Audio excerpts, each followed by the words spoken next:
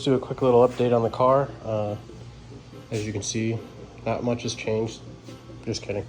As you guys can see, the rear end is taken back apart. I got the new frame rails ordered today, so they are coming in. So I got everything out. A couple of new things that I forgot to record was the outer wheel well housings on both sides are now put in. This side is officially welded in. This side is, well, self-tap, as you can see. Frame rail needs to be adjusted. I got to do a little bit of welding back on this before it's ready to go, and mark up the underside where it needs to get spot welded to the new rails and strip the paint off that. There's a little more adjusting to do on this, but one of the biggest updates we have today is the motor is officially in. I ordered from the Hot Rod Company a 383 stroker. It finally came in today, and boy, let me tell you, they did not disappoint, not one bit. Every bit of this car is gonna love this engine. I originally wanted the Chevy logo valve covers, but these, honestly, they suit it much better. And still have to order the OptiSpark from Holley, or Holley carburetor that came with the motor. It's the EFI Sniper 2. So I need to order all the accessories that go along with that. But past that, the motor is here. The transmission is getting bought in the end of July. So it should be here about a week after or 2 weeks after. But the motor is officially here. The rear end is dropped out. This month I'm going to be buying my hood, my inner wheel well tubs, the back panel piece between the glass and the trunk, the back panel over here, ordering the back panel over here so we can officially start cutting this junk out, that junk all the way forward, and installing the nice new floor pans. And then we can seam seal, primer, and I got all my new stuff. I know a lot of people do sound deadening.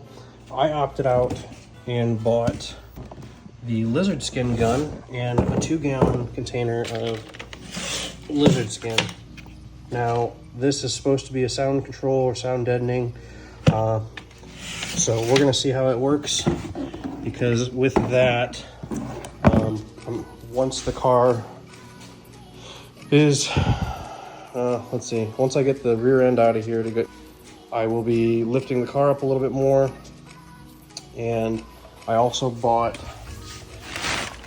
the Rhino Liner kit. So I got the Rhino Liner gun, and then the package with all the other materials that I need. So we'll end up Rhino lining the underneath, masking off like any of the screw holes, and just putting some paint or something up in there so they won't rust and anti-seize. All this has been put it with a second coat. I went under there after I got the rear end out. If anyone has any tips, a faster way, I didn't want to have it sandblasted when the guy came out to sandblast it, but a tip to really clean this thing up before I paint it. I'm not really worried about the drums because they're going disc and the lines are coming off, so all that's getting replaced. I'm keeping this 10 bolt, and I'm doing the cover that actually goes on and holds into place on the caps. I'll put a picture of which one I'm going with.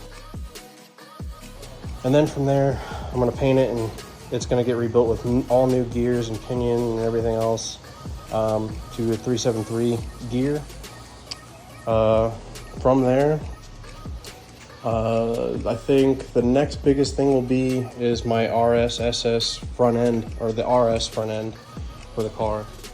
We're going to officially buy that from, I believe, Classic Industries.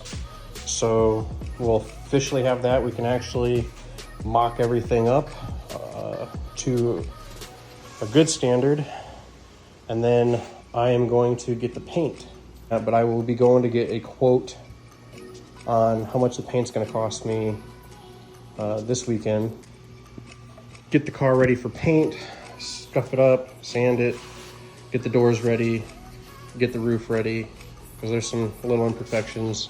The doors, I started working that one a little more. This one needs a lot of work still. I'm going to be buying a sandblaster, so before I do the doors, I can actually go in here and clean all this stuff up. But all the rails and stuff will be coming out and get sandblasted, painted, and then re-greased and then reinstalled after the inside of them get painted. From there, the rear end will be welded in, hopefully, and leaded, because I plan on re-leading all this like the factory. I have to make custom little pieces that go right here. I actually need to cut most of this out right here and make a piece that'll round, so that way it's all done. I am keeping the trim piece, so I gotta get the trim pieces and figure out how to get those in. I still need to get that side done like I did this side, so that way it's actually got something to hold on to.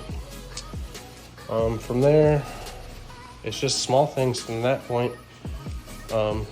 Yeah, so I mean, I just wanted to jump on here and give you guys a little update on the car. The front end will probably be coming off. It's all gonna get rebuilt, but I really need to paint it first, clean it back up, paint it, new motor mounts, and then I've already got the new bushings, but the back ones aren't getting used because when you order the subframe connectors that weld from the rear frame rails to up here, up in the front, you can either weld them on, which I don't want to in case the front has to come out ever again. It just bolts in, so they give you different bushings for the rear side. So those will be a little different. But from there, I've got Synergy, I believe Synergy bushings, and then when I order the transmission, all that comes, like everything I need for the 204R comes with that from Bowtie Overdrive. So super excited about that. Past that, it's just going to be sandblasting parts and painting parts and possibly redoing my gearbox. I didn't really see much wrong with it. Probably just really check it out, check the seals, flush it. I've got the new lines, well, new to me. They're off an old power steering pump. As for the motor and vintage air, the motor comes with all the accessories. So I have the AC, so that's super nice. So I only have to order, you know, less parts. It's a little less expensive now. Other than that, there's minor adjustments on the door. I need some to paint that. Body work, which luckily, you know, the front fender, the rear quarters, and tail pan is all brand new. That's all new. This has all been sandblasted.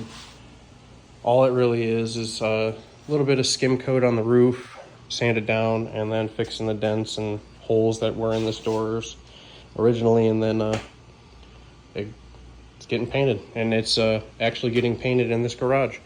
I will be doing it myself, so not really much else. Nothing's been really exciting other than the motor getting delivered today and some other things, but it sure is coming along from what it looked like. I hope that the people that are tuning in and staying on and enjoying the build. I'm sorry that I haven't really been posting, and it's just been little updates.